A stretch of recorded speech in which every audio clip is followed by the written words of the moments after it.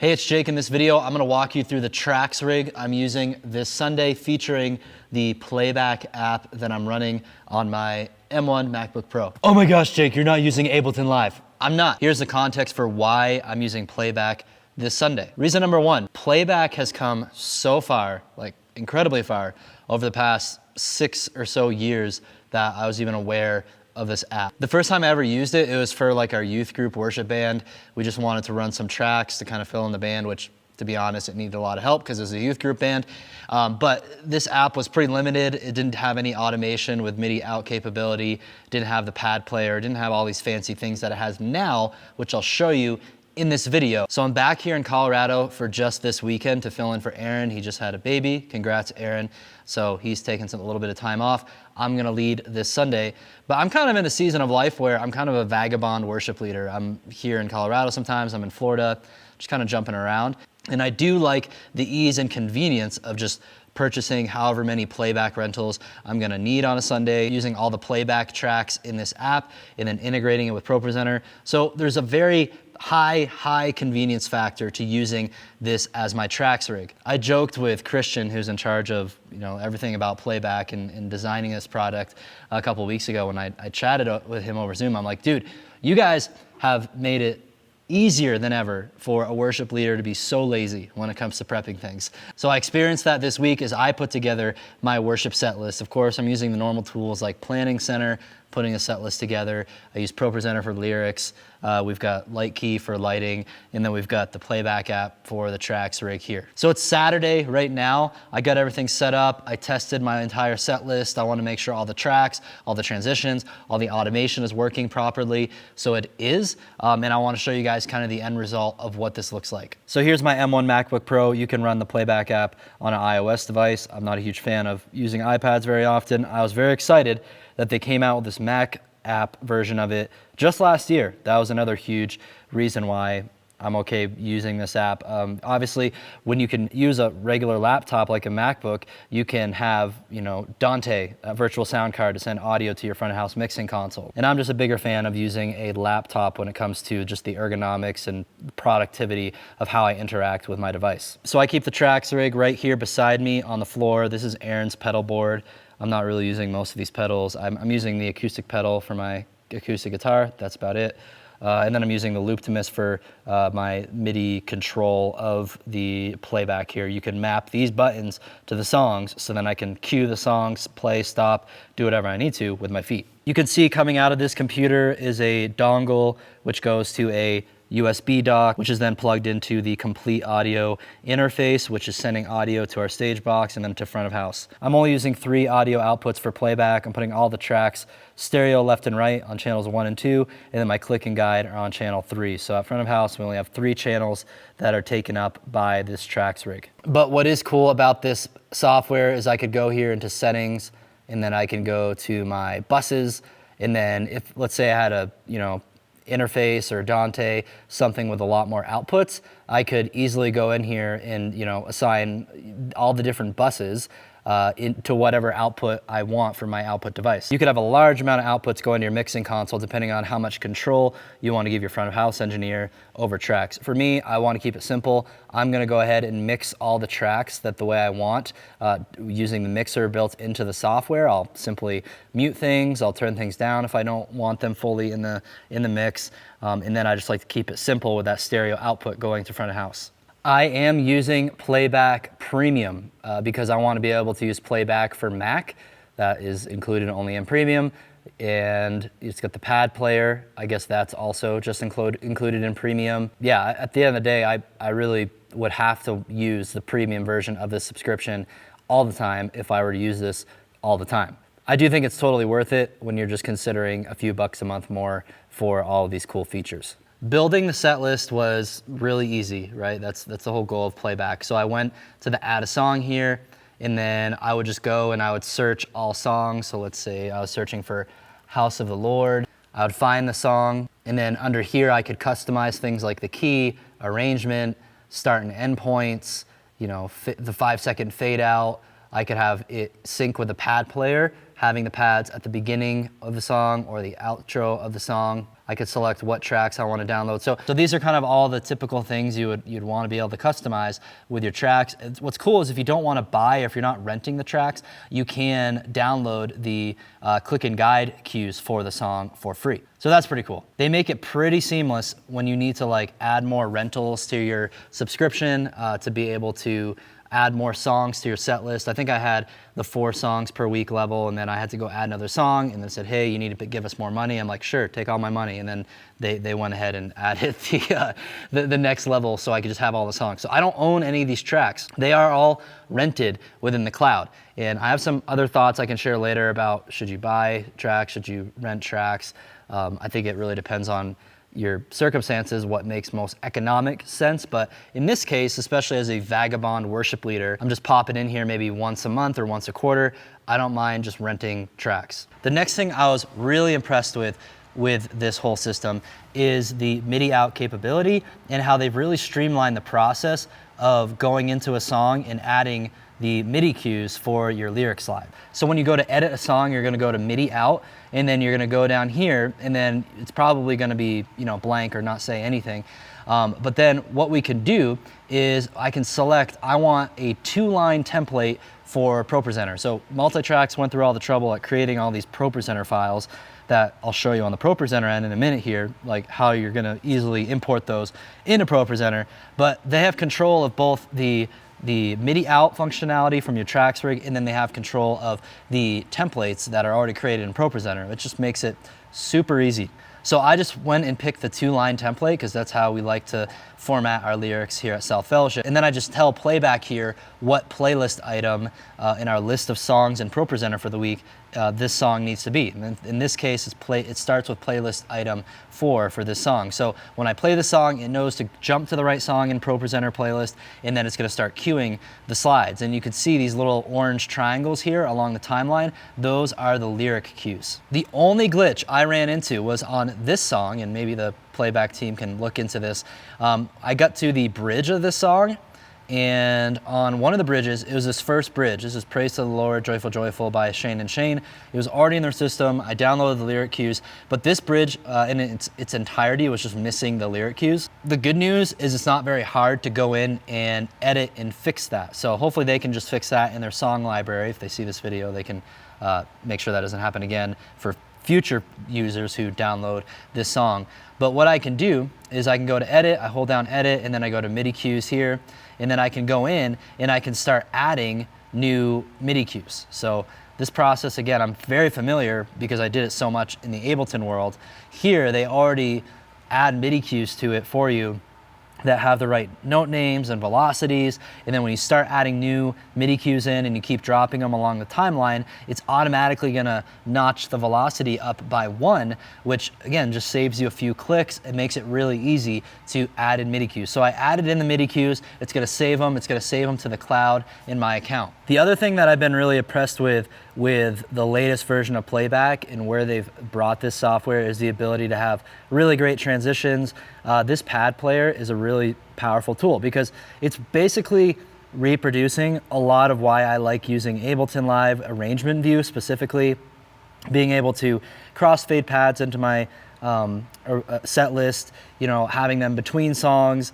It really isn't that complicated of a concept of what I do in Ableton Live, but it just took a while for them to be able to replicate that same feel here in Playback. The other thing I've been really pleased with in Playback is my ability to, you know, create these different transitional moments using like the Peter James ambient pads. Yeah, pretty much just using all of his pads here in between the different songs in my set list. So here with King of Kings, what happens is a song fades out, the pads fade in the key of G flat. So then I have a click also playing in the right tempo and time signature of the next song, Who You Say I Am. So right here in the service, I'll probably do a reading or I'll pray, and then that's gonna seamlessly transition into this next song when I cue it. Another thing I'll do is when I get to the last song here, Your Grace Finds Me, This will come after the sermon. So when I come up while the pastor is like about to pray towards the end of the sermon, I'll click the song, I'm gonna press pad. So it's gonna cue in the pads in the right key of this song.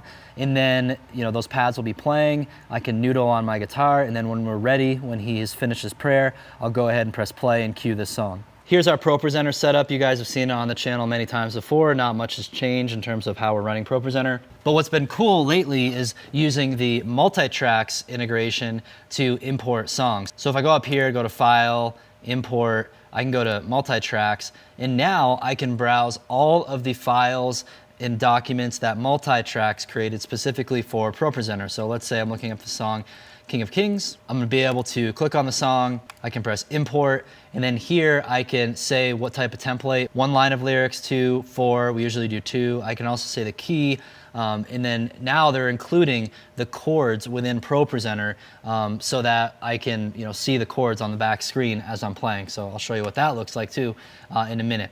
So we did that for all these songs. You can see the multi-tracks logo next to a playlist item here that tells you that it's a multi-tracks song. So this entire song, the way the lyrics were all divided up and the way it came into ProPresenter, this was all created by the team at Multitracks. And because they created the MIDI cues that are coming out of Playback, they synced those MIDI cues up properly with this specific song and all the songs that I have here from Multitracks. So those little orange triangles that you saw within Playback, as the song advances through Playback, it's gonna queue up these slides at precisely the right time. And if I go to my stage display view up here, you can see we have the chords enabled. We just use the number chart, so the chords, just always look the same, doesn't matter what key we're in. And of course, if you're gonna do that, your musicians just have to understand the number system. Again, incredible how much time they saved us in this prepping process by putting all this into the files directly into ProPresenter. I do want to talk about lighting automation as well.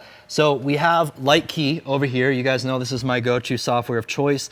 When I'm using Ableton Live, I'm doing a bit more advanced lighting automation in design Sunday to Sunday because I have the right systems and templates built up for that in my Ableton Live resources, files that I have to be able to queue up all these, different fixtures and scenes that we have specific to our lighting system. But you'll see here, I have some simple cues for some just different looks. We've got pre-service look, sermon, communion, different kind of color stage looks. These are our simple looks that we're queuing from ProPresenter. And since I'm a little bit limited on time this week, I didn't really feel like messing with all the specific MIDI out editing that I would have to do in the Playback app to cue all these other various lighting cues I have within Light Key. I just went for the simple approach where here in ProPresenter, I am throwing on my MIDI cues from ProPresenter onto the first slide of a song, and then each song just gets one unique lighting cue. So you can see here when I click on the first slide of Praise to the Lord, you're gonna see all the lights change to kind of a different color look. I'll go down here to the next song. While the team of Multitracks has pretty much perfected the lyric automation system and workflow, the lighting stuff is a little bit harder for them to systematize because every lighting setup is unique at every single church. So it's not like they can be like, hey, download our pre-packaged lighting cues for your church because your setup's gonna look different at every single church. So if you were to go full automation with Playback, you just have to think about, okay, how advanced do I want to get with my lighting cues? Am I going to go through, every single song, build out those cues in Playback, and then just save them to the cloud? And then every time I do that song, it's going to have the same exact lighting cues for my lighting software. I know sometimes I don't always want my lighting cues to look exactly the same for every song, every time we do that song, because who knows what the color palette is that week and the design we're going for that week. So this is all like very nitty-gritty little stuff that you have to think about, but it's important when you consider your workflows. So time-wise, I probably spent like 20 to 30 minutes building out the set list in Playback here and going through configuring transitions, configuring the automation stuff. I would even save more time if I wasn't doing this just like on a one-off week. If I had a system where I was doing these songs more consistently, it would probably take me like 5 minutes to put all this together. But I spent the time, got this all together in the Playback app, and then I spent probably another 15 minutes within ProPresenter making sure I had all the multi-track songs imported. I then made sure I had the MIDI network set up, so I created a session here from my MacBook Pro. I have it linked to the computer here that's running ProPresenter, and that was really simple for me to get these computers to talk to each other. I did have to go within the settings and go ahead and configure like what MIDI port I was going to use. And I'm also just very impressed how they just laid out all the settings in this app just very intuitively. I think the only thing I got stuck on was forgetting to like hold down the edit button if I needed to go to some of these different settings I wanted to adjust, like MIDI mapping with my loop-to-miss or finding the MIDI cues. I forgot about that, so for a second I was like, that was the only time I had to look up a video to be like, how do I map my loop-to-miss cues to the software? You just have to, don't hit edit once, you gotta like hold it down, and then that's gonna bring up your options for MIDI, whether it's cues or whether it's MIDI mapping here. I can select anything and then I can map it to a button on my foot controller. So they just did a great job making this incredibly intuitive. Like, I'm someone who's pretty well versed in tracks rigs and MIDI coming from the Ableton world, and it wasn't hard for me to like go to MIDI settings and then just say, okay, send my lyrics out this port right here, and then boom, it's good to go. I probably actually could just go ahead and disable these ones because I don't need these MIDI channels. So once playback was configured and ProPresenter was configured, I had those lighting cues all set up. I was ready to go ahead and start practicing. And this is my view as a worship leader when I'm running track. So you can see we have the top section of my screen with current lyrics, and then the bottom section has the next slide coming up. So it just makes it so easy, especially when I'm like practicing a song. This week I was doing the song Your Grace Finds Me, which is an older Matt Redman song. It fits well with the sermon series. I've never led it before, but it just made it really easy with the playback and ProPresenter integration for me to practice a song a couple times and basically get it down packed within a half hour or so. So that concludes kind of my Saturday rundown. I'll come back to you in a moment after I've actually used this for an entire Sunday to let you know how it went. So now it's been a couple weeks since I led worship with playback on a Sunday morning. I'm finally getting a chance to sit down and give you my thoughts and tell you how it went. The app worked flawlessly for both of our Sunday services. It did everything it needed to do in terms of playing my click, my backing tracks, and sending all of the automation cues that I had set up. So now I'll talk about the nitpicky things that I did not like about the experience, but you'll be glad to know that pretty much all the items on this list are fairly small. They're not a make or break deal for the app. And what's cool, I talked to Christian with Multitracks. They are pretty much working on all of these things in development. I don't have any release dates, or I don't really have any specifics of what that's gonna look like, but know that their team is constantly updating and improving this app. So let's talk about the things that I didn't like. Again, these weren't deal breakers, but just little things. Number one was sometimes transitioning from song to song in the playback set list, the click would have like maybe a few milliseconds of kind of a hiccup where, I'm used to Ableton Live. When I'm in arrangement view, I can transition from, my locators, and the click is always just on point. That downbeat comes when you expect it. But in playback, basically when it's jumping, in between songs, the audio engine running it seems like it has like a little bit of a hiccup, even if you're going from the same click and pads for, let's say, song one, and then song two is in the same key and the same tempo as that song one. There's just a little bit of a skip that could potentially throw off your band when you're trying to make those seamless transitions. But again, this is something that they're aware of, they're working on it. The other quirky thing about playback is the inability to use any screen capture software simultaneously with the app, and the inability to be able to remote into my Mac that's running playback to control it from other parts of the room. I would have liked the ability to use the Mac screen sharing app from front of house to have my tech person actually trigger the pads towards the end of the sermon, so then when I get up there, the pad's already going, and then I just have to trigger our final song. The next thing I'm not a huge fan of with this app is just the workflow right now for doing some more advanced, a lot of tedious MIDI cueing, especially for lighting. I opted to not send any lighting cues out of playback because it would have taken me multiple hours to go through and click the spots and find the right MIDI note and the velocity and get it talking to my cues that I have in Light Key. In Ableton Live, I basically have a library of saved MIDI cues that are easy for me to drag and drop, and I can program lights for a song within about less than 5 minutes. So it's not that you can't do advanced MIDI cueing within playback, it's just gonna be more tedious with this type of workflow that they have. And I've actually heard of some people will set up more advanced lighting cues in Ableton. You could throw in the MP3 of the song in Ableton, set your lighting cues the way you want. Then you could consolidate, export that MIDI track to your Playback Multitracks cloud, and then you can import it into the song that way. So that's an idea and kind of a workaround until they develop this workflow. I'm excited for the day where Playback has some sort of functionality where I can store a bunch of like MIDI cue templates,